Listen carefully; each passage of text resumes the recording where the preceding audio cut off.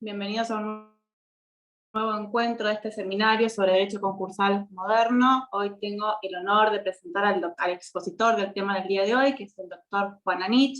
Es abogado y máster en Economía y Administración de Empresas, es profesor de las Facultades de Derecho de la UBA y de Concepción del Uruguay, ha sido invitado por la Universidad Nacional de Rosario y fue profesor de la Universidad de San Andrés y Austral, entre otras instituciones. Ha publicado diversos trabajos académicos sobre insolvencia, derecho societario y análisis económico del derecho. Ha participado en diversas reformas de la Ley de Concursos y Quiebras desde el año 97 y en el año 2020 fue coautor del proyecto de ley que se plasmó como Ley 25.589. Además, es miembro del Centro de Estudios de Derecho Concursal, entre otros. Les quiero decir que el currículum del doctor Anich es bastante más extenso, por eso fue enviado a ustedes de manera completa junto con la inscripción a este seminario, ¿sí? El tema del día de hoy es propuestas con cláusulas de readecuación. Este tipo de cláusulas incorporadas a las propuestas concursales son consecuencia de tratar de lograr que aquellas que se homologan puedan ser efectivamente cumplidas en el tiempo, aunque para ello sea necesario readecuar las condiciones originales frente a cambios macroeconómicos, institucionales o de catástrofes que la afecten. En los últimos tiempos hemos notado que las crisis económicas de los países son consecuencia ineludible de las crisis sistemáticas que enfrentan esos países y que necesariamente repercuten en el sector privado. Es por eso que contractualizar y generar un sistema rígido en una propuesta de pago es un error jurídico, porque lo que debemos tratar de lograr es la real superación del estado de cesación de pagos y evitar que el deudor caiga en una economía informal una vez quebrado. Pero también es un error de políticas públicas, porque en nuestro país lo que tenemos que tratar de evitar es el aumento de quiebras, que lo único que generan es el aumento de la pobreza. Si la estabilidad, como ha quedado demostrado a nivel internacional, es imposible, tenemos que abrir la puerta a propuestas ingeniosas que permitan la real recuperación del trabajo. Les recuerdo, al igual que en las clases anteriores, que al finalizar la exposición tendremos alrededor de unos 15 minutos para que ustedes puedan formular las preguntas que tengan mediante el chat o levantando la mano si necesitan hacerlas verbalmente. Lo dejamos, doctor, a usted para escucharlo atentamente. Bueno, muy buenas tardes, muchas gracias por la invitación, muchas gracias por estar presentes y tratar de dedicar unos minutos a escuchar lo que voy a exponer. Bueno, yo diría que el tema que me ha preocupado durante hace ya bastante tiempo es la problemática de la propuesta concursal en tiempos de inestabilidad. Es decir, siempre fue un tema que me inquietó, me preocupó, me pareció que era un tema que había que dedicarle, digamos, algún mérito. Y después de varios años, en el año 2005, se me ocurrió publicar un trabajo en La Ley, que quedó, por supuesto, por ahí abandonado. Después ese trabajo me lo pidieron para publicar en el exterior, en el año 2011, a raíz de la crisis del año 2008. Bueno, ese trabajo se publicó en Inglaterra y bueno, el año pasado lo volví a reformular y seguramente si lo escribiese hoy volvería a cambiarlo y a incorporarle nuevos capítulos, nuevos considerados. ¿Cuál es la inquietud fundamentalmente que digamos que me asaltó? En general, digamos, las propuestas concursales, y voy a hablar específicamente en la República Argentina, porque no podríamos hacer comparativos con otros países por otras características, no viene ahora el caso entrar en un análisis de derecho comparado, tiene la particularidad de lo que yo llamo los cambios macroeconómicos e institucionales que afectan a la economía en general y al concursado en particular, porque la persona que se ha concursado y ha elaborado una propuesta de pago y tiene que mantener su actividad en marcha y cumplir dentro de X cantidad de años, no sé, pongamos 8, 10, los años que a ustedes les guste, esa persona obviamente enfrenta un profundo desafío que no solamente es propio de su actividad, de su capacidad gerencial, sino que depende de una cantidad de factores inconmensurables, y muchos de ellos no son lo que se llaman variables controlables por él. Entonces, digamos que el concursado es una persona que está en una fragilidad económica y financiera realmente muy grande, y que los marcos económicos inestables no colaboran. Debemos tener en cuenta que el derecho concursal, tal cual como fue diseñado históricamente y tal cual como nosotros en general lo tenemos incorporado, está planteado desde la perspectiva del fracaso del empresario. Es decir, el empresario perdón, realizó una determinada, ¿cómo se llama?, actividad comercial. Si le fue bien, bárbaro, y si le fue mal, bueno, le va mal, se concursa, reestructura la deuda, pero está pensado, incluso el diagrama propio del análisis de la ley, está pensado en el deudor, los acreedores, el juez y el síndico. Es decir, es eso, nada más. La problemática es la del fracaso empresario. Yo la otra vez releía a Juan Bautista Alberdi, en el cual hay un momento en que él, en la obra tal vez más emblemática que tiene, que es el tomo 2 de sus obras póstumas, donde habla de las crisis económicas en América Latina, o en la América hispánica, diría. Bueno, destaca principalmente que el proceso de quiebra, como hablaba él, era consecuencia propia de la actividad económica, era, digamos, el fracaso de la actividad económica. Y cuando uno repasa derecho, algunas piezas antiguas del derecho concursal, que observa que muchos de estos fracasos estaban vinculados a los fracasos de los emprendimientos navieros. Había actividad comercial vinculada a la actividad naviera, por el comercio de Europa con América, y qué pasaba cuando venían los piratas. No es necesario ver Piratas del Caribe 2 para darse cuenta, digamos, qué era lo que sucedía. Pero a partir de la crisis de 1930, y perdonen la parte histórica, pero me parece importante tocarla,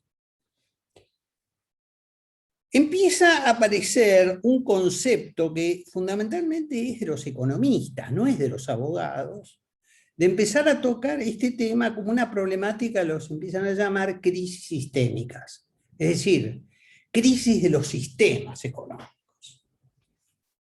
Y esto empieza con diversos trabajos. Tal vez un día habría que hacer un análisis de esto, porque el debate intelectual de los años 30 implicó un cambio en el diseño de las instituciones jurídicas y económicas en casi todas partes del mundo.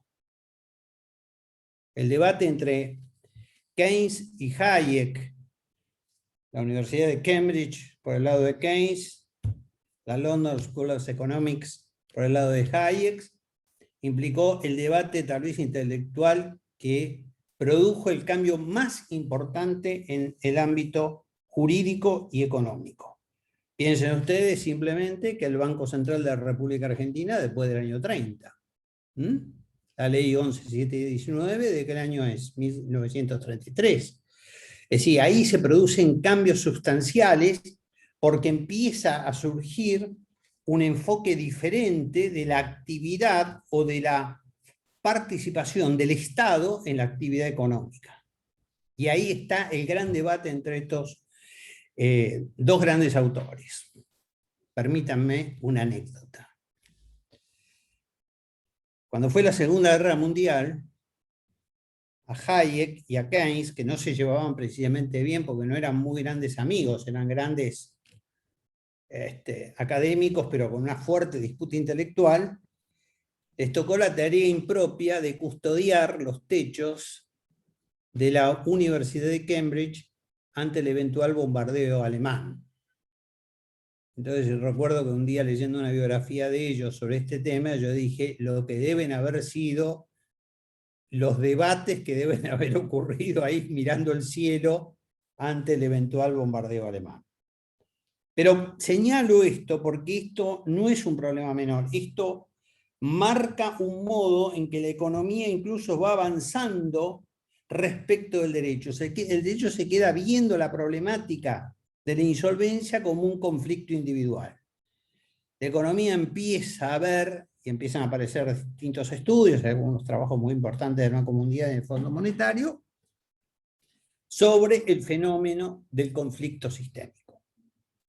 Veamos rápidamente un panorama de la República Argentina, como para que tengamos idea de lo que a veces uno refiere. Si nosotros tomamos 50 años la historia argentina, 50, desde 1955 al 2005, 50 años. ¿Cuántos presidentes tuvimos? 25. ¿Cuántos tendríamos que haber tenido? 9.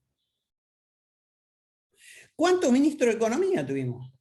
50. ¿Cuántas leyes nacionales de reforma del sistema tributario? Leyes nacionales, no estoy hablando de resoluciones de la AFIP, no, leyes nacionales. ¿Cuántas leyes dictaron en 50 años? Más de 300. ¿Cuántas leyes de control de precios? Más de 200. En 1931 Argentina tuvo su primer villa de emergencia, conocida como la Villa 31. ¿Cuántas tenemos hoy? Más o menos 4.200.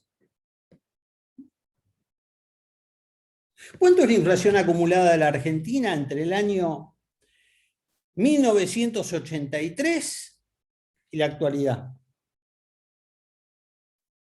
20.000 millones por ciento, señores. ¿Por qué no anotan el número? 20.000 millones por ciento. Entonces, si a mí alguien viene y me dice, no, porque esto durante 5 años el deudor tiene que tratar de que esto se mantenga así, porque la actividad y la buena fe. Y yo le digo, ¿pero en qué cancha estamos jugando? En una cancha que permanentemente le estamos moviendo así. Yo recuerdo que una vez en una charla que di hace muchos años, en esos lapsus que me caracterizan, en un momento determinado yo planteé, si un deudor se concursa, hace una propuesta a 10 años y llega al año 9 bien, la última cuota hay que perdonársela. No hay que decir, llegaste, te perdono. ¿Por qué? Porque el milagro es que se haya mantenido. Este me parece que es un tema que seriamente los argentinos tenemos que enfocar porque es un problema aparte muy nuestro. Los marcos de cambio e inestabilidad normativa en la República Argentina exceden las de otros países. Para que ustedes tengan una idea aproximadamente de lo que estamos hablando. Afganistán, hoy, Afganistán, 5,5% de inflación anual.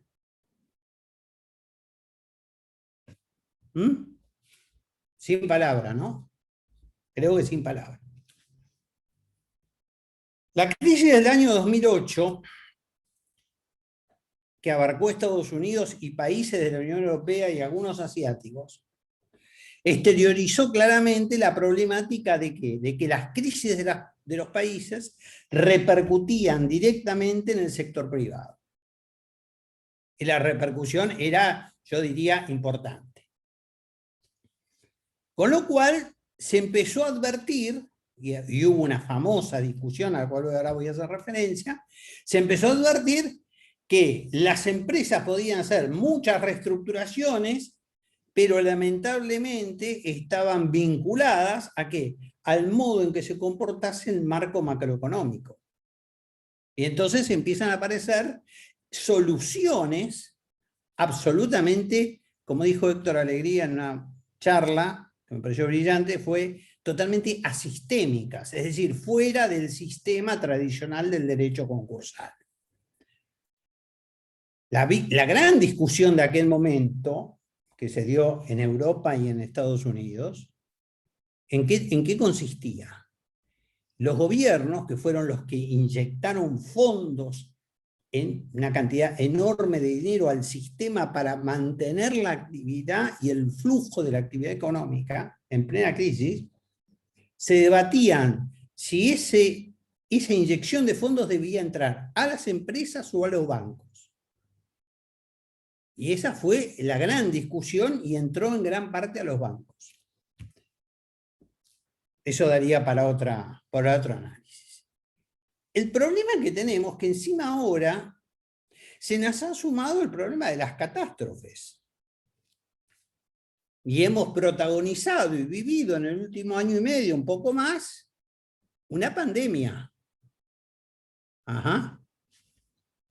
Pero se están produciendo inundaciones en el norte de Alemania, sequías en el río Paraná.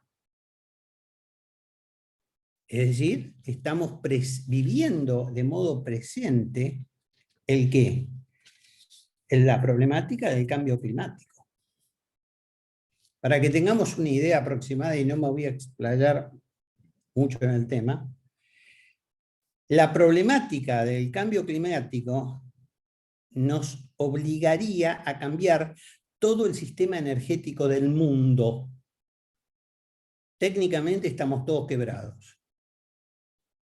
¿Por qué? Porque el costo que nos involucraría como sociedad, el cambio de todo el sistema energético a nivel mundial, es inconmensurable. Y no se soluciona poniendo energía eólica, solar y ese tipo de cosas. Es mucho más complicado. Con lo cual, digo, y el planeta está dando señales. Eso es lo interesante de esto. Ni hablemos de las futuras y más que eventuales y posibles mutaciones de los virus, ¿no? Con lo cual yo digo, me parece que estamos en una problemática que nos va a obligar a replantearnos una serie de cuestiones. Bien, ese es el aspecto macro general. La 24522 y su precedente, la 19551, y casi todas las legislaciones, tienen un punto que yo diría que es central, la problemática de la homologación de las propuestas concursales. En un momento estos acuerdos se tienen que homologar. Se presentaron, vamos a decir que se negociaron, los acreedores dieron las conformidades, llegamos a las mayorías, ¿correcto? El síndico vierte sus opiniones y a partir de ahí el juez pasa a homologar. ¿Y con qué se caracteriza esto? Bueno, la propuesta homologada adquiere oponibilidad a terceros, artículo 59, concordantes, adquiere esta impronta de oponibilidad a terceros. Muy bien. Como dirían mis amigos Truffat y Raspal, se consolida la propuesta concursal y prácticamente se contractualiza el acuerdo. Acá aparece algo que es interesante, y es que hasta que el juez no homologa, no hay propuesta. Hay una propuesta, una oferta, una aceptación, pero no hay ejecutividad de la propuesta. A diferencia, saben ustedes, lo que pasa en el acuerdo preventivo extrajudicial, que la mera suscripción del acuerdo ya genera obligaciones interpartes. Acá hasta que no se homologa, no. Muy bien. Con lo cual, esta especie de contractualización del acuerdo, como dice Daniel Truffat, indudablemente viene de parte de una tradición que podríamos denominar de la doctrina, en la doctrina argentina, y la tradición cordobesa con Yadarola, Quintana Ferreira, etcétera, Cámara también, que plantean fundamentalmente que el acuerdo, una vez homologado, es un contrato. Bien, vamos a ver. Algunos autores, y me refiero fundamentalmente a Mafía, hablan de que el acuerdo homologado es un concordato. Ahora, el qué es un poco más complicado de definirlo. Realmente cuál es su naturaleza, ¿no? Y presenta una serie de dificultades. Bueno, indudablemente el acuerdo que está homologado genera cosa juzgada, con lo cual esto implica la consolidación de un derecho de propiedad que se incorpora al patrimonio del acreedor. Ahora, esto me lleva a una pregunta. ¿Este derecho, esta sentencia que se ha homologado, es posteriormente transable o no entre partes? Es decir, el acreedor y el deudor se pueden sentar en un café, ahí en el Petit Colón, y arreglarlo de otra manera, o tienen que dar específico cumplimiento a lo que dice la ley, la propuesta homologada. Y acá aparecen dos opiniones. Si uno le pregunta a los jueces, mayoritariamente uno se va a encontrar con la opinión que dice, no, se ha contractualizado, esto es una sentencia que tiene cosa juzgada, el deudor tiene que cumplir esta propuesta, porque esta es la propuesta concursal. Y acá viene mi pregunta. ¿Pero eso es lo que pasa en el Petit Colón? ¿Tomando un café? O cuando estamos en el Petit Colón tomando un café, y el deudor le dice al acreedor, mira, te ofrezco pagar de esta manera, bueno, a ver, arreglame esto, y yo me salgo del tema, termino el tema. ¿Pasa esa informalidad pese a que la propuesta esté homologada? Y la verdad, quiero aclarar que sí, que eso sucede. Y no está ni mal ni bien, eso es lo que sucede. Hay cantidad enorme de procesos concursales que cuando llega el momento de acreditar el cumplimiento del pago de todas las propuestas, los que nos dedicamos a esto sabemos que más de una vez el cliente no se acuerda cómo arregló con fulano, pero que le había pagado. Ese tipo de cosas suceden. Con lo cual, digo, tengamos cuidado con estas especies de exigencias estructurales, formales, porque pueden llevarnos a un laberinto. Si hasta acá esto más o menos es entendido, a ver, nadie levantó la mano, todavía no. Vamos a tocar otro tema para después ya entrar medulosamente, digamos, en la problemática que quiero plantearles. ¿Qué costos implica quebrar? Uno dice, bueno, quiebra.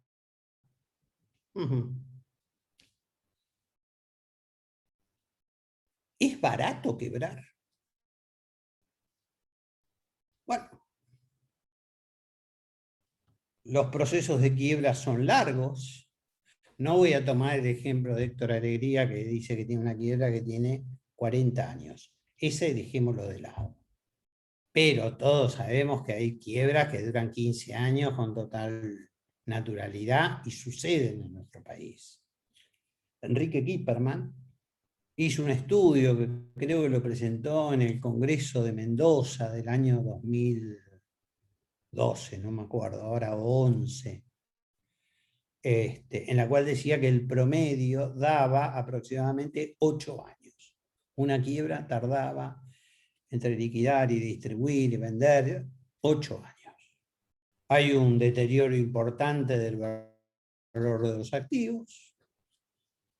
El valor presente de lo que cobran los acreedores es prácticamente, yo no diría cero, pero es muy, muy bajo. De allí mi discusión muchas veces cuando se habla de propuesta abusiva y se habla, no, menos del 40%, no. La pregunta mía es si le hacemos quebrar, ¿cuánto paga? Porque es fantástico que yo no acepto propuestas de menos del 40% si cuando liquido la compañía los acreedores recuperan el 80% del crédito. Ahora, si lo que van a recuperar va a ser el 2% del crédito y habría que preguntarle al acreedor, digamos, qué es lo que le conviene. Y allí mi crítica al tema del valor presente.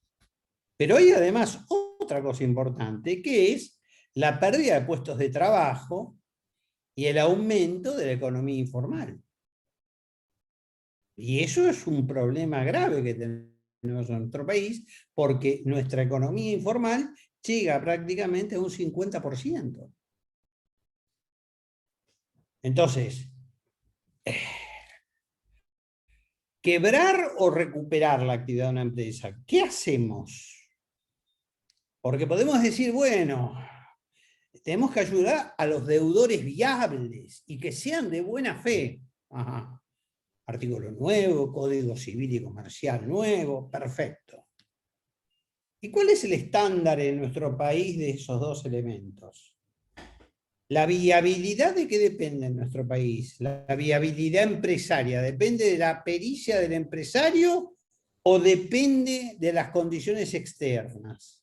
Fíjense ustedes un detalle, un mero detalle, de la cantidad de empresas que se cerraron en el último año. Entonces, las variables externas tienen un altísimo nivel de incidencia en la continuidad de estas empresas. Y la buena fe, yo creo que la buena fe, y así lo voy a decir, que dice el Código Civil en el artículo 9, requiere que toda la sociedad opere de buena fe. Yo no puedo exigirle a un deudor parámetros de buena fe que no tiene el resto de la sociedad. Me parece que este es un tema que requiere profundidad de análisis. No es fácil el tema, no es fácil. Yo siempre pongo un ejemplo, y esto lo hago anecdóticamente, total, más o menos, no sé por cuánto estábamos, media hora. Yo tuve que ir a declarar una vez a un tribunal norteamericano. Entonces me llamaron a declarar, igual que ustedes ven en las películas, nada más que no había jurado. Exactamente igual. Nadie me pidió el documento. Me dijeron Juan Anich, yo me levanté, paré, fui, juré, todo. Igual que cualquier película esa que estamos acostumbrados a ver. Es más, yo saqué el pasaporte, porque creí que habría que acreditar. Y el juez me preguntó, ¿le pasa algo? Entonces yo le dije, ¿necesita mi pasaporte? Y él me miró y me dijo, ¿usted es Juan Anich? Sí. Ah, bueno, dijo. Como diciendo, si usted lo dice, vayan a arreglar un celular a alguna empresa y le van a pedir hasta el certificado antivariólica. Es decir, a ver, me parece, y esto, pongo este ejemplo tan así, porque para mí es el ejemplo práctico y efectivo de lo que implica la buena fe. Si yo al juez le hubiera mentido y era Raúl González, y le mentía, y el juez se daba cuenta, firmaban 3 temporadas de Alcatraz conmigo como protagonista preso dentro. Pero lógico. Nosotros hemos llegado a decir, y lo decimos en nuestro país, que como nadie está obligado a declarar en contra de sí mismo, puede mentirle al juez. Dejémoslo acá. Bien. Entonces acá, señores, tenemos 2 alternativas. Una, cuando la propuesta se convierte empieza a presentar enormes dificultades de ser cumplida, ¿qué hacemos? Trámite del artículo 63, tranquilamente, vamos, acreditamos el incumplimiento de la propuesta, intimamos al deudor para que cumpla, bajo apercibimiento de decretarle la quiebra, el deudor no cumple, decretamos la quiebra. Y entramos en todo el proceso de quiebra. Bien. O vemos la posibilidad de readecuar la propuesta. Yo creo que si hay algo que empezó a surgir como idea o como principio rector en materia de reestructuración, es fundamentalmente favorecer la negociación para generar un ámbito que permita superar el estado de cesación de pagos, el estado de insolvencia. Le podemos dar al procedimiento distintas denominaciones, pero la alternativa que se buscó fue fundamentalmente la alternativa negocial. Por eso después viene el acuerdo preventivo extrajudicial como un sistema más, digamos, de otra modalidad, y hoy se habla de sistema simplificado. Lo que se está tratando de hacer es generar menús, alternativas, para facilitar que el deudor pueda recomponer su situación. Y no que nos ponemos en una situación absolutamente rígida que impide el cambio. Entonces, al impedir el cambio, la propuesta concursal se torna absolutamente incumplible. Vamos a ver si esto es factible, se puede cambiar o no, o dentro de qué posibilidades se podría hacer, por lo menos. Yo creo que tenemos que tener en cuenta algo que me parece importante, que es el principio de conservación del acuerdo, conservación del negocio. El 1066 del Código Civil y Comercial. Una norma con cierto parecido al 218, inciso 3 del Código de Comercio. Establecía que las cláusulas susceptibles de ser interpretadas de dos sentidos, uno en cuanto a la validez y otro en cuanto a la nulidad, deben entenderse en el primero, es decir, debe tenderse a la validez, porque esta es la importancia de conservar lo que yo muchas veces digo, los flujos de fondos. Acá hay una tendencia muchas veces a pensar, tenemos que conservar los activos, más que los activos, son los flujos de fondos que generan esos activos. Tenemos que tratar de apuntar ahí. Y esto es fundamental lograrlo, porque si no, nos trabamos nosotros mismos. Y como el marco económico e institucional es variable, por distintas circunstancias, y no lo podemos controlar, entonces tenemos que buscar qué alternativa tenemos para qué, para readecuar. ¿Y qué es readecuar? Es reacomodar la ecuación económica del acuerdo. ¿Se acuerdan cuando en derecho administrativo, cuando veíamos contrato de obra pública, nos dijeron la ecuación económica del contrato, que era todo un tema que daba lugar a una serie de discusiones que ahora no vienen al caso? Bueno, acá también hay una ecuación económica en el acuerdo concursal. Esa ecuación económica es la que permite proyectar si esa propuesta es pagable en el tiempo o no. Y nosotros hemos caído en un error, y voy a simplemente enunciarlo, que creemos que cuando hablamos de propuestas, por ejemplo, abusivas y todo, está vinculado a la problemática del quantum pagar, la cantidad a pagar. No. El problema está planteado en otra cosa, que es que ¿se puede pagar lo que estoy prometiendo o no se puede pagar lo que estoy prometiendo? Y les pongo un ejemplo muy sencillo. Yo estoy concursado, tengo una deuda X, y me presento y digo, voy a pagar el 100% a 3 años, y voy a pagar de tasa de interés, no sé, pongámosle la cifra que a ustedes les guste, el 50% de interés anual.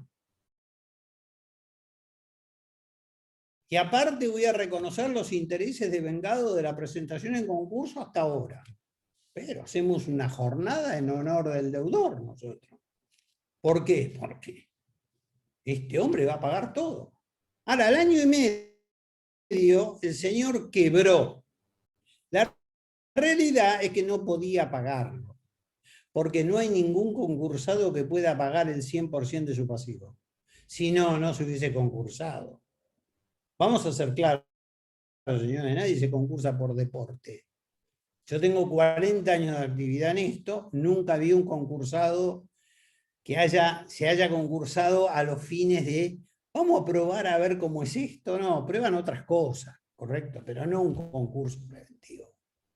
Entonces, me parece en esto que tenemos que tener cuidado porque las causas que afectan el cumplimiento de la propuesta concursal están vinculados a ciertas circunstancias. Una es el mal diseño de la propuesta, la rigidez estructural de la propuesta, esa modalidad que a veces existe en la Argentina, porque al ser la Argentina un país con marcos económicos inestables, tiene algo que también incide en esto, que es la esperanza de que en el futuro pase algo que no solucione las cosas. Esa especie de, ¿cómo podemos decir?, juego especulativo, que mañana suceda algo, ¿sí? Un cambio en condiciones económicas que permita que yo como deudor pueda aprovechar ciertas coyunturas y valerme de esto para pagar el proceso y pagar, por supuesto, menos. El juego de la incertidumbre económica. Las causas macroeconómicas y financieras, de las cuales ya comenté, las institucionales, que no son menos, y ahora, como decía yo, las catástrofes. El conjunto de estos factores son causas de afectación del cumplimiento de la propuesta. Hay algunas que claramente las podemos, como podemos decir, identificar como de responsabilidad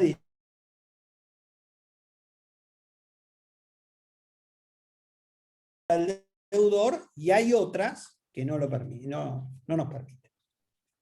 Muy bien.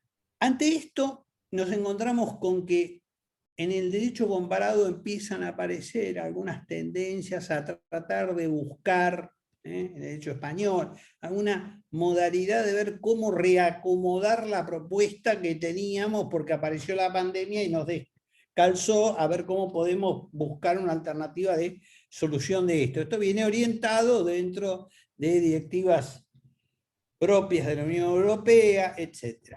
Muy bien. En nuestro país, ¿qué pasó? Bueno, el año pasado hubo algunos intentos de reformas que fueron apareciendo, y se planteó modificar los artículos 59 y 63 en algún proyecto, a los fines de tratar de evitar que cuando el deudor se encontrase en una situación sobreviviente de imposibilidad de cumplimiento de la propuesta, pudiera buscar algo, una alternativa para ¿qué? Reacomodar esa propuesta nuevamente.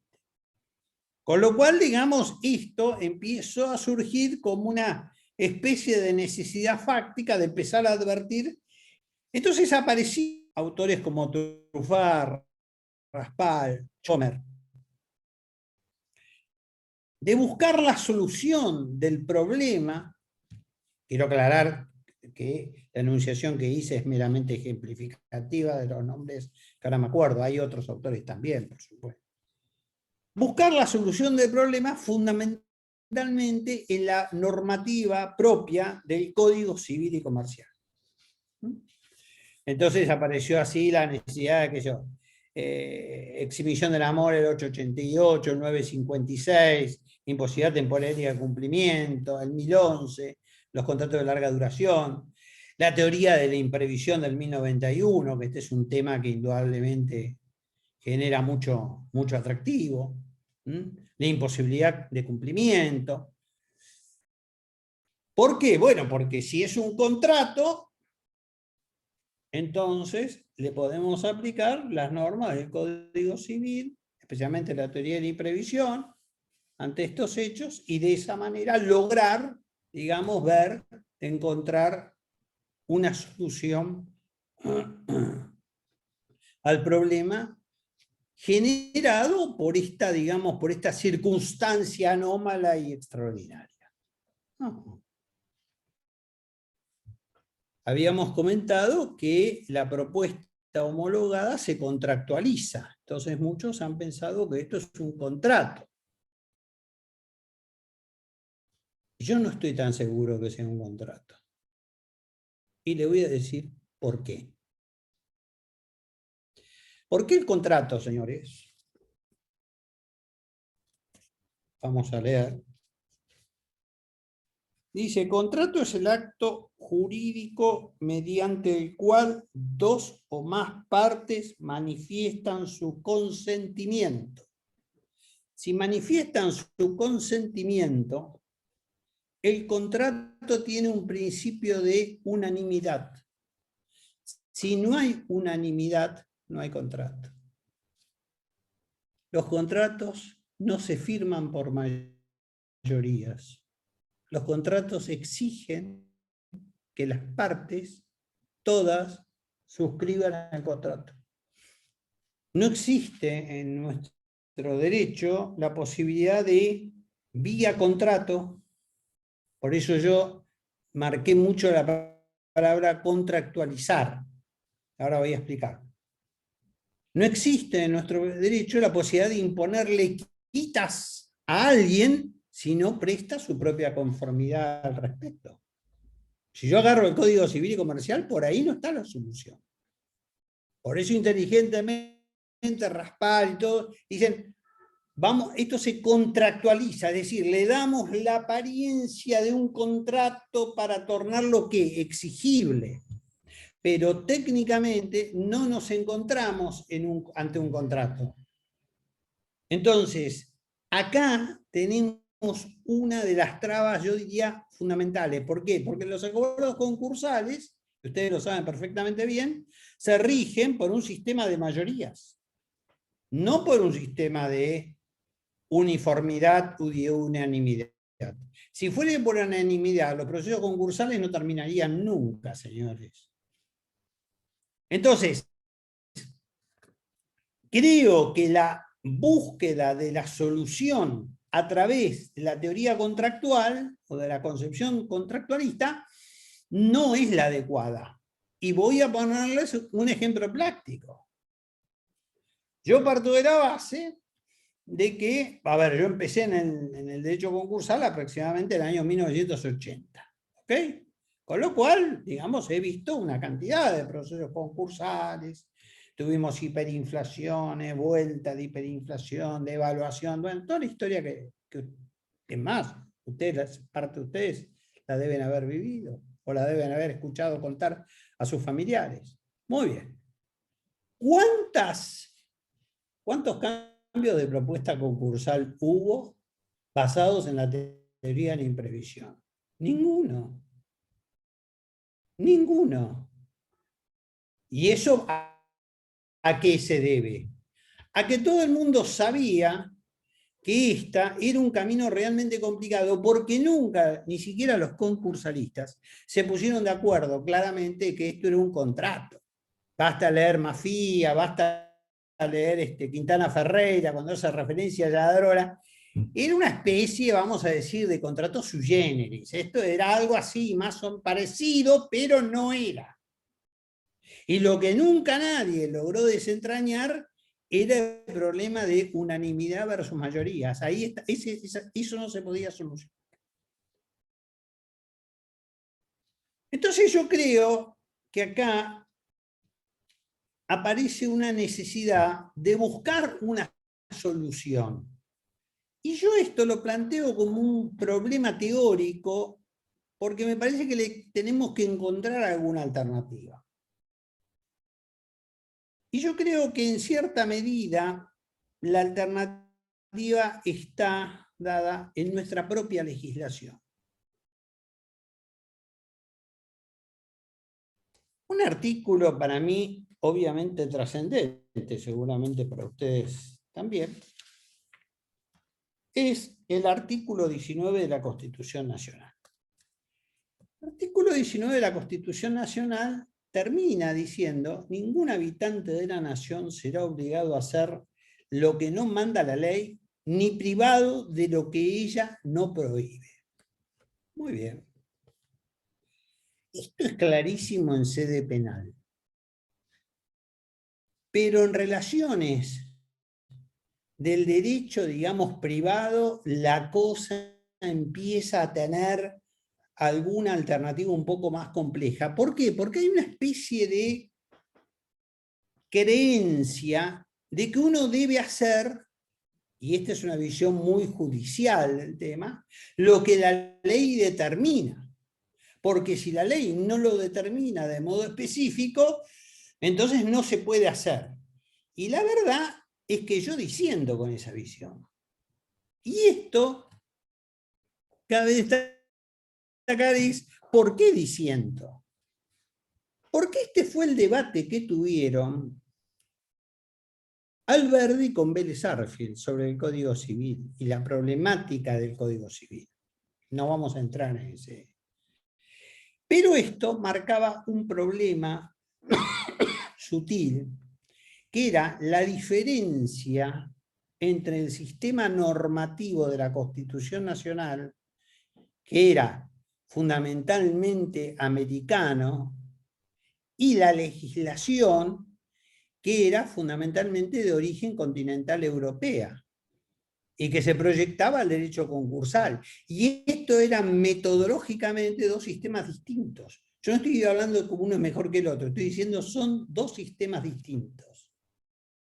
Esta asimetría que hay entre normas de distinta concepción me parece que ha originado algo, ha consolidado al derecho privado en un derecho que se ha acrecentado ¿a qué?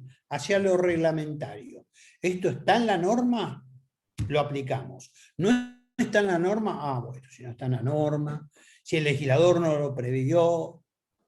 Entonces, imagínense que el autor de la 24522, los doctores Rivera y Vítolo, en el año 95 tendrían que haber sido omnipresentes y haber imaginado que en el año 2020 íbamos a tener una pandemia. A ver, eso es totalmente disparatado, técnicamente disparatado.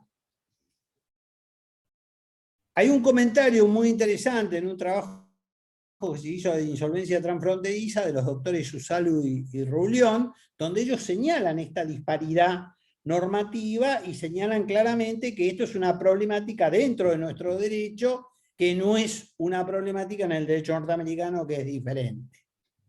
Y el otro que toca el tema también en una obra de Fundamentos de Derecho Constitucional es Santiago Nino, que bueno, toca este tema también tangencialmente como un problema de diseño de carácter normativo.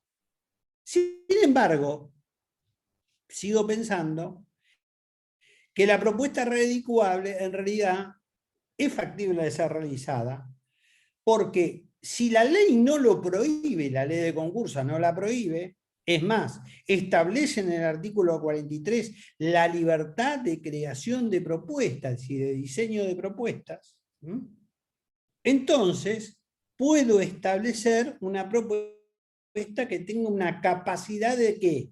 De reacomodarse ante el cambio de ciertas circunstancias. ¿Por qué? Porque la base del sistema que prevé el artículo 43 de la ley de concursos es la libertad negocial. Por supuesto que la propuesta no tiene que ser abusiva, fraude a la ley, ese es otro problema. Pero técnicamente nada impide que ante determinadas situaciones extraordinarias, antes de hacer quebrar la empresa y soportar los costos de la quiebra, podamos ver de cómo reacomodar esto.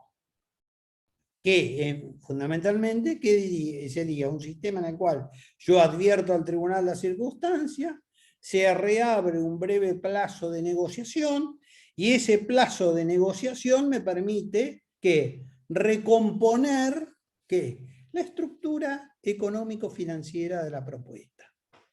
Y continuar ¿qué? Continuar trabajando y operando.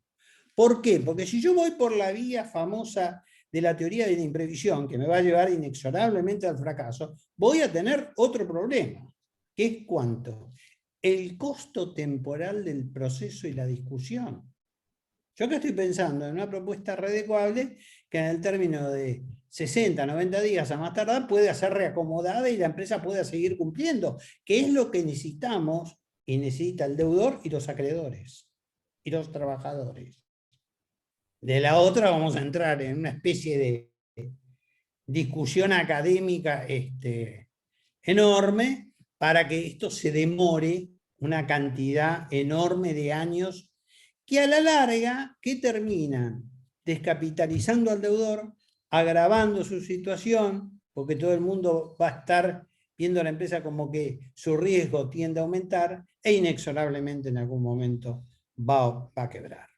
Con lo cual, esto está planteado fundamentalmente para ahorrar tiempo, que en los procesos de insolvencia es uno de los factores que más agrava la situación. Entonces, si yo agarro el artículo 19 de la Constitución Nacional, el 43 de la Ley de Concursos, no hay nada que lo impida. Por supuesto, si hubo acreedores que cobraron en la totalidad del crédito pactado, se retiran. Si hay acreedores verificantes tardías, se incorporarán. Si un acreedor en la votación 1 o en la propuesta 1 votó a favor y después considera que no, y vota en contra, puede votar en contra. Es decir, hay una nueva alternativa de negociación, que yo no creo que haya impedimentos, o por lo menos los impedimentos que yo he escuchado hasta ahora son meramente ritualistas, que afecten el cumplimiento de la propuesta. Y esto parte de la base de que la cosa juzgada, que yo comentaba antes, si puede renegociarse, como yo decía, humorísticamente en el Petit Colón, y sí, y es que sí. Esto es que sí. Entonces, démosle un marco, ¿cómo podríamos decir? En vez de incentivar la informalidad, démosle un marco de formalidad. Y permitiremos evitar que las empresas sigan quebrando, fracasando, y que el empresario tenga miedo de encarar nuevos proyectos. Aparte, si esto lo disponen los acreedores y el deudor, que son los afectados económicamente, uno con su patrimonio y otro con sus créditos, ¿cuál es el problema? ¿Qué perjuicio? ¿Esta alternativa o este procedimiento de readecuación es abusivo? No, si es un mero procedimiento. Entonces, yo creo que acá está el punto. Me parece que la idea es buscar una alternativa que facilite esta recomposición. Porque si logramos esto y logramos que una cantidad X salga de la dificultad y pueda reacomodarse y cumplir en el tiempo, me parece que estamos mucho mejor que habiéndola mandado a la quiebra. Esto no deja de ser una mera hipótesis intelectual. Como toda hipótesis intelectual, y más cuando las expongo yo, están sujetas a la como de crítica de todos ustedes, crítica que me enriquece, porque en realidad yo todo lo que me dicen lo aprovecho ¿para qué? Para reflexionar, para mejorar esta alternativa y ver de que en algún momento pueda servir para solucionar a lo mejor a alguien. Ha sido para mí un honor estar con ustedes, que dejamos ahora abierto a los interrogantes, o por lo menos a escaparse primero si se han aburrido. Les agradezco a todos muchísimo y ha sido un verdadero placer estar con todos ustedes, y agradezco a Graduados que me ha invitado a participar de este encuentro. Doctor, ha sido un placer escucharlo, una clase para mí de lo más interesante. Antes de continuar con las preguntas, le quiero dar la bienvenida al doctor Chomer, que se pudo conectar hace un ratito, así que doctor, bienvenido nuevamente. Les pido por favor que si tienen preguntas para formular o levanten la mano, las vayan escribiendo en el chat. Yo a medida que las voy viendo, se las voy leyendo al doctor. Así que bueno, si alguno tiene alguna pregunta para hacer, ya las pueden comenzar a formular. Veo que la doctora Sesto tiene levantada la mano, a ver si Ahí le estamos dando el audio. Gracias. Buenas tardes. Sí, estaba en Buenas el tardes. tema justamente cuando hablaba de que la sociedad debería ser clara y frontal, porque me encuentro a nivel país con todos los concursos y quiebras de la obra social a la cual represento, y me encuentro muchísimas veces con los mismos síndicos, los cuales me ponen todas las trabas habidas y por haber ante las presentaciones. Por eso justamente hablaba, levanté la mano en el momento que hablaba el doctor sobre la sociedad que debería ser frontal, ¿no es cierto? Sí, a ver, yo creo que nosotros tenemos que, y esto daría digamos, para extendernos por ahí un tiempo más extenso. Yo creo que en el siglo XXI nosotros necesitamos tener otra metodología de trabajo. Es decir, la metodología de trabajo para temas concursales y todo lo que implica requiere otro rediseño, otra dinámica, una cosa más, yo diría, más fluida en el trabajo. Nosotros tenemos una visión por momentos, y perdón, y no me estoy refiriendo al Poder Judicial, pero tenemos una tendencia a lo burocrático, ¿no? Tenemos esa tendencia a lo que yo llamo el sello. Yo muchas veces, yo tengo una nieta pequeña, y yo muchas veces la veo y digo, a esta chica cuando le hablen de sello de agua, no va a saber de qué, es decir, va a creer que hay que agarrar un vaso húmedo y ponérselo arriba del papel. Es decir, ¿por qué? Porque el mundo está cambiando con una dinámica que me parece que nosotros, en ese sentido, seguimos siendo ritualistas, pero no inteligentes. Es decir, el ritualismo nuestro nos lleva a trabarnos y a no resolver de modo más dinámico, ¿no?, ciertas cuestiones. Y pongo un ejemplo y con esto... Hace años recuerdo escribir un trabajo en el cual yo señalaba que una de las cosas que a mí más me preocupaban era que los jueces eran grandes administradores de papeles. Es decir, los jueces estaban dedicados a administrar volúmenes de papel, de expedientes, papeles, presentaciones. Es más, yo he llegado a tener clientes que una vez los tuve que llevar a tribunales que se han maravillado que no se perdían los expedientes. Me decía, ¿cómo hacen? Porque si yo tuviese esto en la oficina sería un lío. Más allá de algunos pecados que todos conocemos que suceden de vez en cuando. Pero la realidad es que hay gran parte del tiempo del juez que está muy dedicado a lo que yo llamo lo administrativo. Y nos llenamos de ese trabajo. Y yo creo que eso es lo que va a haber que repensar para que el juez vuelva a la función jurisdiccional, para que el síndico cuando tiene que pedir documentación pida la que sea precisa, y no esos pedidos enormes de información que por momentos casi ni se puede presentar.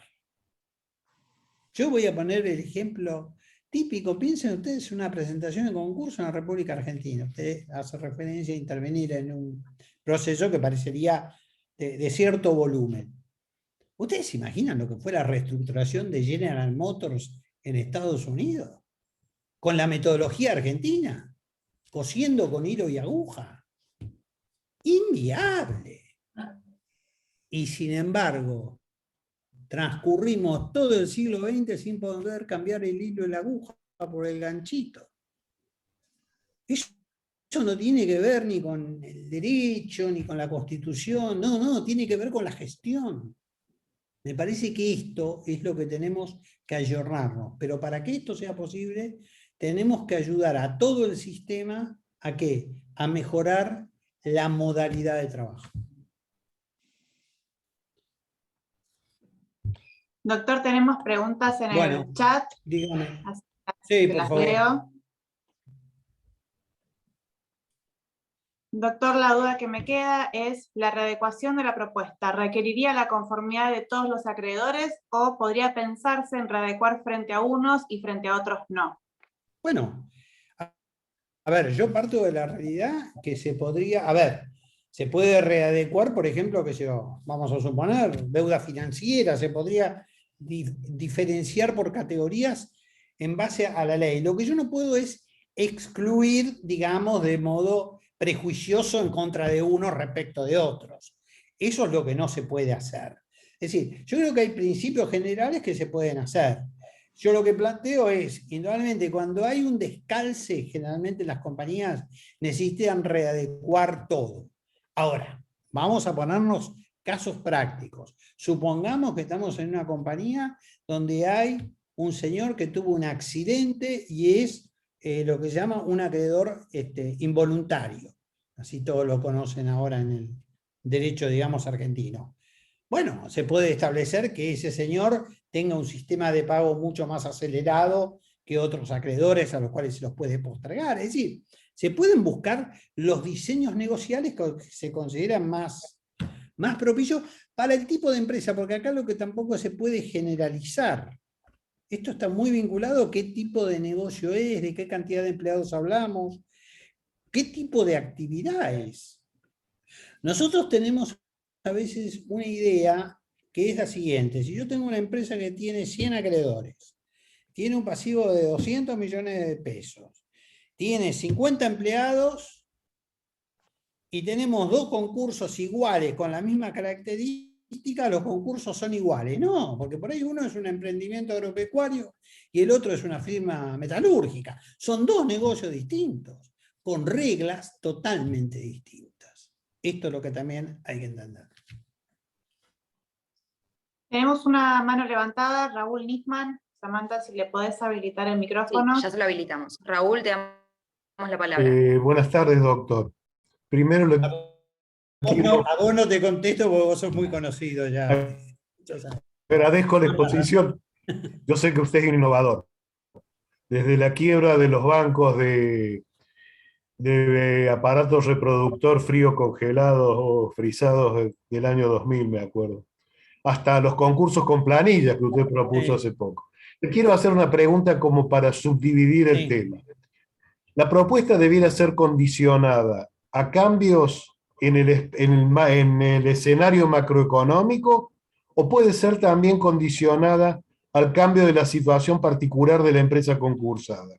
Esa es la primera pregunta. Digo, si usted lo enmarcaría únicamente para el entorno general de la disputa de Keynes y Hayek, o lo enmarcaría también a la posibilidad de readecuarla por una empresa en particular. Un ramo que se cae. ¿Puedo contestar? La primera experiencia que yo tuve esto fue una negociación en el exterior, en el cual tuvimos que negociar con varias entidades financieras por una compañía que está radicada acá en la Argentina. Esta empresa tuvo que readecuar 2 veces su propuesta por cambio en las condiciones, digamos, fundamentalmente ahí fueron operativas. Ahí se determinó que la incidencia problemática era operativa. Entonces se predeterminó y se prestó mucha atención a ciertas cuestiones operativas vinculadas a tecnológicas, etcétera, que llevaron a que la compañía de pronto tuviera que cambiar ciertas modalidades de producción y todo. Con lo cual, yo puedo determinar lo que sea para condiciones macroeconómicas, institucionales o de catastro, o puedo, digamos, vincularlo más al negocio del sector. ¿Se entiende lo que digo? Es decir, más enfocado a la problemática propia de ese negocio. Qué sé yo.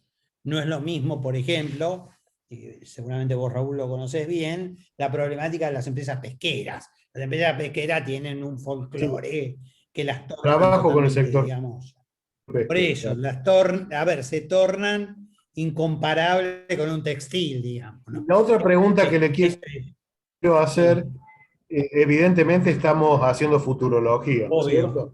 En el contenido de la propuesta, ¿tendría que haber un parámetro objetivo determinable que dependa de un cálculo para poder reformular la propuesta? ¿O debería ser un consenso subjetivo? Digamos, si la inflación supera el 230% en 3 años, ¿recién ahí se dispararía la reformulación? Digo, por traer un ejemplo traído de los cabellos, ¿no? Sí. Bueno, no sé. Vamos a esperemos que sí. Esperemos que sí.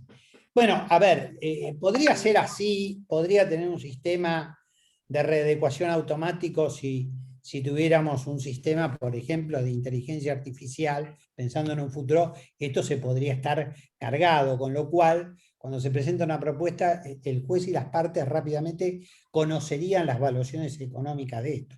Todo esto tecnológicamente se puede hacer, requiere obviamente herramental adecuado a esto.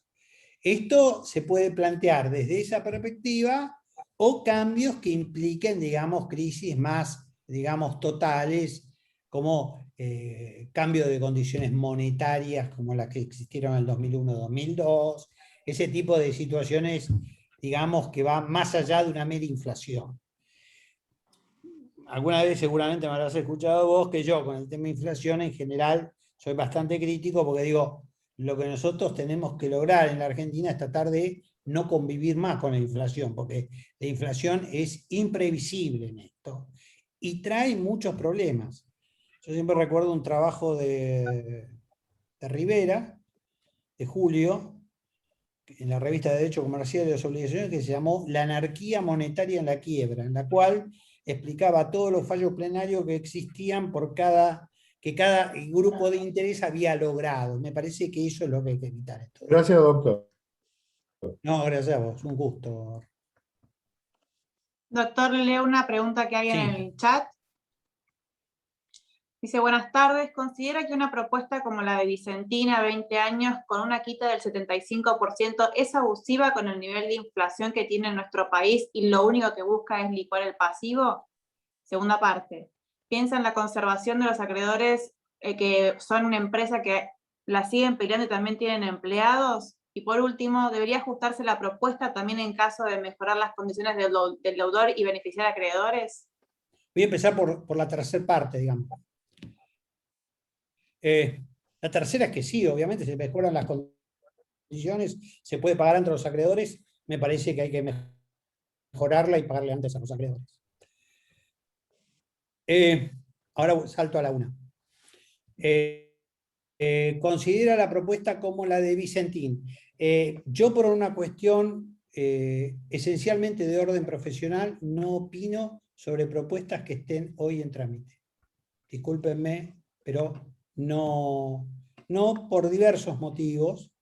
No me gusta poner casos de causas que tramiten. Si la causa hubiera tramitado, la podemos discutir, pero sobre causas que tramiten prefiero, no lo tomen a mal, pero abstenerme. Piensa en la conservación de los acreedores que son empresas que la siguen peleando y también tienen empleados, por supuesto. Yo pienso fundamentalmente que la conveniencia de la readecuación es también evitar lo que se conocen, ¿sí?, como efectos dominó de los procesos de insolvencia. O sea, que la insolvencia de una compañía, automáticamente, ¿sí?, va repercutiendo en el resto de las compañías que son acreedoras, que le prestan servicios, etcétera, etcétera. Fíjense ustedes lo particularmente complejo que es la reestructuración de una empresa, por ejemplo, vinculada al sector de autopartistas, simplemente para tener un comparativo sencillo. Si usted fabrica ¿cómo se llama?, ceniceros para un tipo de vehículo, no sé, que le gusta a usted, si la compañía para su actividad, ¿qué hace usted con los ceniceros? No los va a poner en su casa. Entonces, hay empresas que están, ¿cómo podríamos decir?, en una relación de dependencia de su deudor. Entonces, ese marco tan complejo en la relación es lo que determina el modo incluso en que se dan las negociaciones. Por eso yo insisto mucho en materia concursal, y esto lo planteo mucho en los cursos, que los estudiantes, a mis alumnos, les pido que no piensen, por favor, en el concepto acreedor-deudor. Piensen en el concepto cliente-proveedor, porque es como piensan los clientes de ellos. O sea, los futuros clientes que van a tener, no van a ir a decirle, sabe que yo tengo un deudor. No, van a ir a verlo y digo, usted sabe que yo tengo un cliente que se concursó. ¿Por qué? Porque privilegia la relación comercial sobre la relación, ¿cómo podríamos decir?, crediticia. Salvo dos acreedores. los fiscos y los bancos. ¿Por qué? Por el modo que tienen de distribuir el crédito. Pero los proveedores de servicio. Sí, por supuesto. ¿Puedo Ah. interrumpir? Perdón la Sí, interrupción. ¿Qué hace eso? Estoy de vuelta. Perdón la interrupción y perdón, me desconecté un minuto porque hay mala señal. Tal vez me haya perdido una parte de la charla, la primera parte, y si repito algo, les pido disculpas, pero todos sabemos que el derecho comercial, y creo que con esto Juan vamos a coincidir, creo que todos vamos a coincidir, el derecho comercial se ha caracterizado por regular la realidad comercial, empresarial, receptarla inmediatamente frente a novedades, frente a nuevas cosas que aparecen, receptarla y regularla o sistematizarla para que haya un parámetro de legalidad. Esto es, podemos dar múltiples ejemplos, la tarjeta de crédito, por ejemplo. Apareció la tarjeta como negocio bancario, no tenía regulación, tardamos un tiempo, pero hay una ley de tarjeta de crédito. Y así con múltiples cosas. O sea, nos hemos caracterizado por tener un derecho comercial dinámico. La pregunta es, ¿por qué frente a una realidad de renegociación privada de las... frente a esa realidad? De pronto. Yo creo que nosotros en ese sentido todavía nos cuesta superar esa especie de tradición que tenemos, porque si no terminan sucediendo arreglos totalmente informales. Yo voy a poner un caso que yo no me olvido más, un concurso que tramitó y en el año 1990 más o menos, yo asesoraba al síndico, tenían que pagar la última cuota concordataria. No, 1990 no, miento, 1989. Tenían que pagar la última cuota concordataria, que era el 15% de la propuesta. O sea, se había pagado el 85, faltaba el 15. Pero el 15 eran en dólares.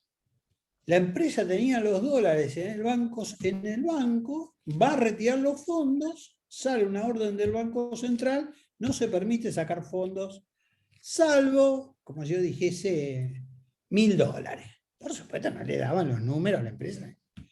Entonces, me llama la abogada concursada, hablamos con el síndico, vamos al juzgado, me atiende el magistrado, que no viene ahora el caso, ¿quién fue?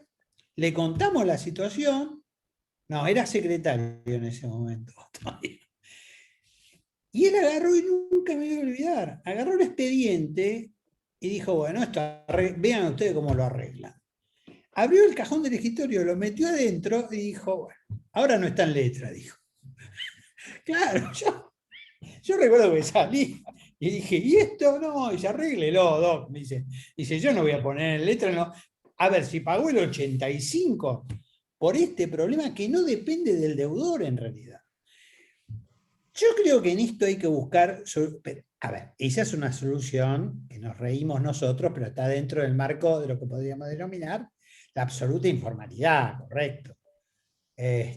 Yo les cuento algo que... La verdad es que me parece que tenemos que tener un poco más, no sé, tenemos que aflojarnos un poco para adquirir cierta ductilidad, porque lo está demandando la gente. Esto me parece también que es otro componente, ¿no? Yo les cuento, estoy de acuerdo con lo que decís, pero les cuento una anécdota que tiene abono en un plenario, o sea que es verificable, no como la tuya que no es verificable, la mía es verificable. En el plenario Arturo de Saguir con Concepción Arenal del año 81, Sí. en relación al 1185 bis y el pago del 25% del precio del boleto de compraventa, se comenzó a discutir, se planteó la pregunta del plenario, y así salió, si el 25% del precio había que pagarlo antes o después de la quiebra. Esto es, Sí. ¿cuándo había que pagar el Sí. 25% del precio? Todos coincidieron, obviamente, que había que pagarlo antes. Pero alguien, Alberti, Edgardo Marcelo Alberti, dijo, ¿pero de qué estamos hablando? Si lo paga después es ineficaz. Si no le puede pagar después al fallido. Esto demuestra que a veces discutimos en vano, tonterías sin Sí. darnos cuenta. Estamos hablando de cosas muy profundas, profundísimas, si es sentencia, si es transacción, si es esto, si es aquello, y no vemos la realidad. La realidad es otra. Es la del petit colón o es la del concursado que no puede pagar y ve que se desmorona y se desbarranca la quiebra. Esto es lo preocupante de la sociedad jurídica argentina. Bueno, te agradezco mucho, Osvaldo. Tenemos una pregunta Bueno. más de Diego Polo. A ver. Diego, te estamos dando Sí, el audio. muchas gracias. Buenas tardes. Buenas tardes. Estoy totalmente de acuerdo con lo que dijo el doctor Anich y yo estaba un poco pensando que tanto para la naturaleza del acuerdo concursal como para su eventual reformulación, tal vez sea útil ir a los principios del derecho concursal, ¿no? Y pensar en la universalidad, en la par conditio, en la continuidad de la empresa. Y tal vez de la misma manera de la reforma del Código Civil y Comercial que trató de basar más las normas en los principios y darle de esta manera más herramientas a los jueces para que en base a esos principios se adopten las soluciones en cada caso, podría ser útil en el derecho concursal también alguna reforma en ese sentido. Porque, como bien dijo el doctor Anich, las situaciones son imprevisibles, no se puede hacer futurología. Entonces, tal vez habría que ver cómo se puede dar herramientas a los jueces en base a los principios que rigen el derecho concursal para buscar las soluciones en cada situación. Sí, yo comparto, digamos, esa idea. Me parece que en un futuro la ley va a tener que prever alguna alternativa de esta naturaleza transaccional, como decía Osvaldo, es decir, esto va a haber que encontrarle alguna vuelta, porque la experiencia que hemos vivido, vamos a decir, este último año y medio, digamos que nos ha despabilado de una cantidad de problemas. Sí, yo creo que esto es factible. Lo que yo creo que también hay que tener cuidado en algo que a mí me preocupa, y es que tenemos que tener un poco, como yo diría, de tratar de generar sistemas más flexibles, esto también lo he charlado alguna vez, que es la idea de que tenga más facilidad de adaptación ante el cambio de la realidad. Porque el tema del cambio de la realidad operativa es un tema que no es menor. Yo, permítanme esta breve anécdota. El otro día leía un artículo sobre cómo va a ser el iPhone 13. Bueno, y teóricamente el iPhone 13 va a tener un sistema satelital incluido que cuando no haya prestador de servicio, el celular se conecte con un satélite y eso busque quién es el operador. A ver, entramos ya en un mundo casi, digamos, con una dinámica que me parece que nos va a obligar a replantear los cambios absolutamente con otra velocidad. Para lo cual creo yo que los principios son fantásticos, pero necesitan que el magistrado tenga, o se permita también, un poco más de libertad de interpretación y de creación. Me parece que este es un tema que es un tema casi formativo en algunas cuestiones, ¿no? Por supuesto que siempre hay de todo. Así que, en ese sentido. Muchas gracias, doctores. Muy atento. Tenemos tiempo para una pregunta más que tengo acá en el chat, se la leo. ¿Cuáles serían los pasos procesales que deberán seguirse a los efectos de llevar adelante la readecuación de la propuesta, considerando el momento en que comenzaría tal readecuación y el plazo temporal que demandaría? Bueno, yo lo que planteo es que esto debería plantearse en la propuesta 1, digamos, ponerse una cláusula de readecuación de la propuesta. Establecer las condiciones, ¿cómo se llama? Dentro de las cuales yo y el acreedor que me va a dar la conformidad a este tipo de cláusula, porque eso va a estar en la propuesta 1, ¿sí? Cuando sucedan los hechos que hemos decidido que son los que vamos a tomar en consideración, se pondrá en conocimiento del juez, el juez convocará a los acreedores a un tiempo de negociación que será acotado, 60, 90 días, como son muchas reestructuraciones en el exterior, y rápidamente tratar de lograr que nuevas mayorías. Ahí los síndicos definirán claramente qué acreedores cobraron, quiénes no cobraron, los que cobraron parcialmente, cuánto les queda de saldo, etc. Reacomodar las nuevas condiciones antes de que se agrave la situación de insolvencia. Con lo cual, esencialmente, una cláusula de readecuación debería estar en la propuesta originaria y ya presentársela como una alternativa que los propios acreedores consienten ¿a qué? A generar una espera en el reclamo de sus créditos de un lapso de tiempo, 90 días, pongamos.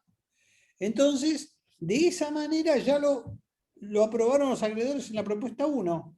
Bueno, en la propuesta 2 lo efectivizan, nada más. Una alternativa muy, muy, muy sencilla. Ese es el modo.